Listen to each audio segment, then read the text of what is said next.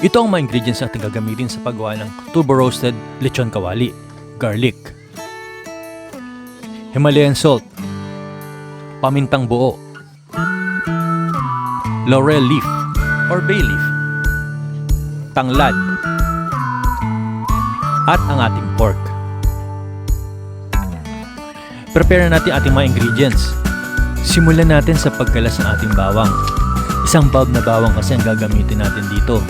Kakalasin lang natin siya. Next naman natin gagawin, kakrush natin yung garlic.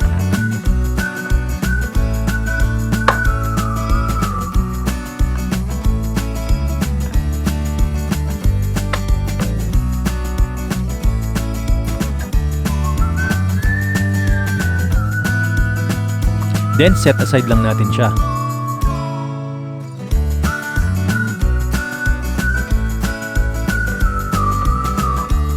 Ngayon, prepare natin ating wok.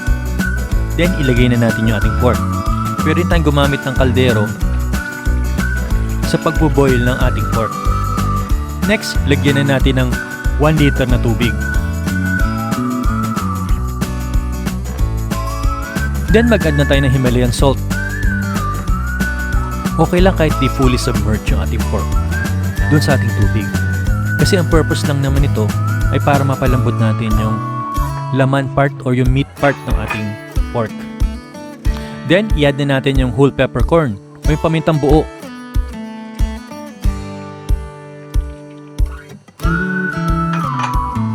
Next, ilagay natin yung laurel leaf.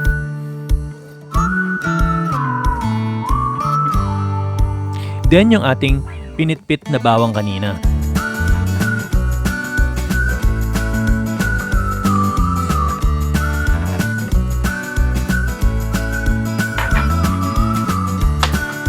Pagkatapos ng spices, maglagay naman tayo ng tanglad para magkaroon ng may ibang lasa yung ating lechon kawali. Cover lang natin siya and boil natin siya for 45 minutes. After 30 minutes, ito na itsura niya. Na-reduce na yung liquid na nilagay natin kanina. Cover natin siya ulit para mag-boil pa siya for the next 15 minutes.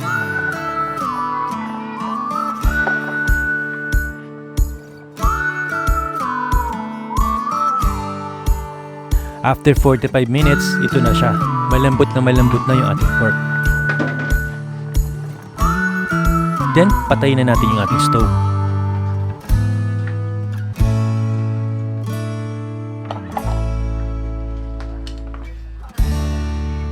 Then, tanggalin natin muna siya sa ating wok. At hintayin natin na mag-drip yung mga natirang sabaw at yung mga mantika ng ating pork.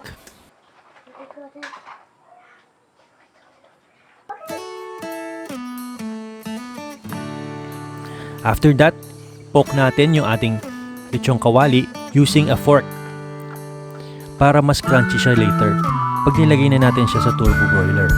Kaya ipok lang natin. Kasi later maglalagay tayo ng fish sauce para mas lalo niyang ma-absorb yung fish sauce at para mas lalo maging crispy rin itong balat ng ating ginagawang lechon kawali. Pag di kasi natin ipok itong balat ng ating lechon kawali, tendency ay baka pumutok itong skin ng ating lechon kawali. Ngayon maglagay tayo ng around 3 tablespoon ng fish sauce sa ibabaw niya. Magdadagdag to ng additional na lasa doon sa skin ng ating lechon kawali. Then using our hands, i-rub lang natin siya.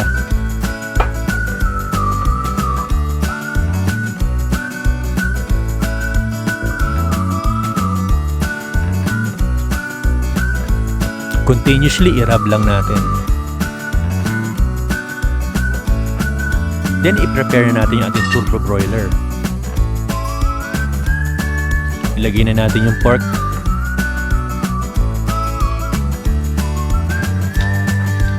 Tapos yung natira na patis na ginamit natin kanina, ilagay na rin natin siya.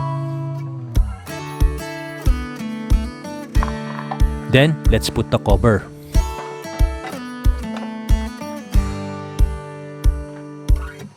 Then, iset na natin yung temperature ng turbo broiler dun sa maximum temperature na meron siya. Dito kasi turbo broiler ko, 250 degrees Celsius ang meron siya. Then, iset natin at 60 minutes.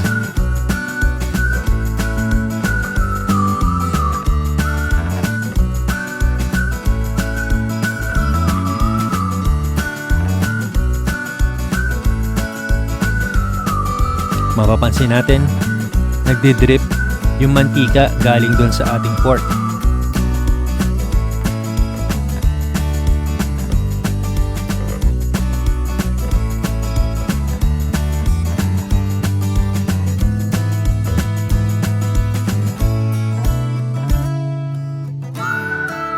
Then, iangat na natin lever sa taas. Magsha-shutdown na yung ating turbo broiler pag inangat natin to.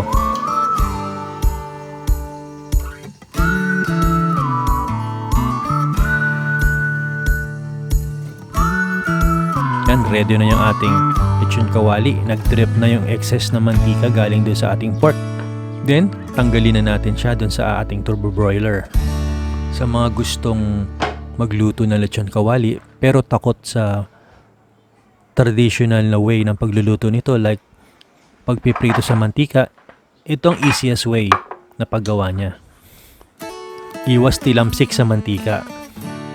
Tanggalin muna natin siya sa ating turbo broiler, then let it rest for the next 15 minutes para mag-drip pa yung excess na oil niya.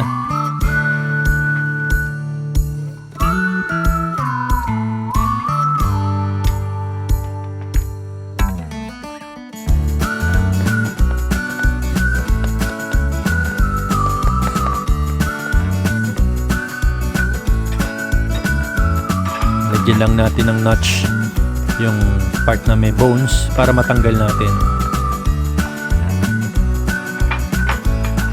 Para kasi mamaya madali natin siyang ma-chop.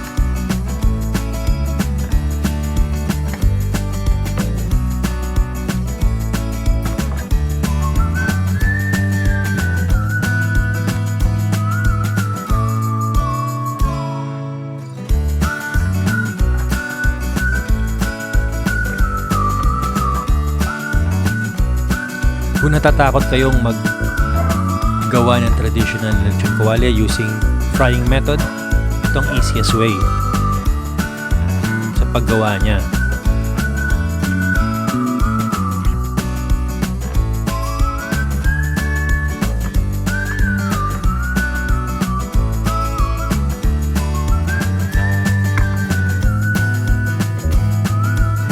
Pansin nyo, may nagdi-drip pa ng mantika dito sa ating Lechon Kawali. Hayaan lang natin siya.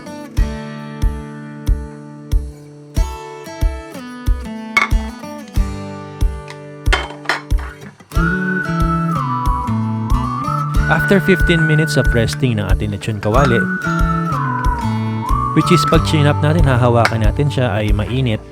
Tamang-tama lang. Ngayon ay chop na natin siya. Using a meat cleaver para mas ayos yung chop ng ating Lechon Kawali. Chop na natin siya.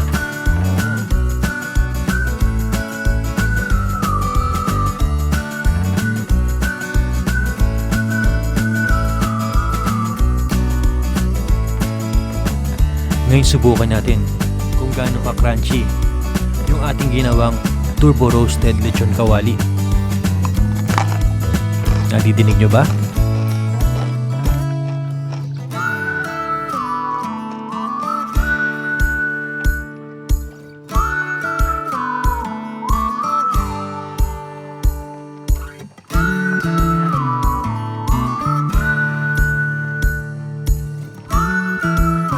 Very crunchy. At yung lasa niya, malalasahan mo pa yung tanglad dun sa ating Lechon Kawali. Medyo citrusy yung lasa niya.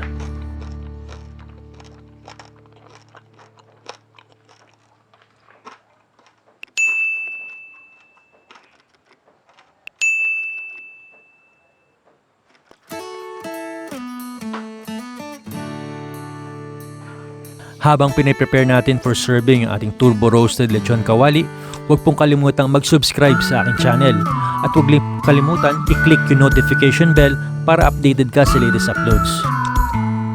ito na po yung ating ginawang turbo roasted lechon kawali. I hope nag-enjoy po kayo sa ating pagluluto at hanggang sa muli, happy cooking!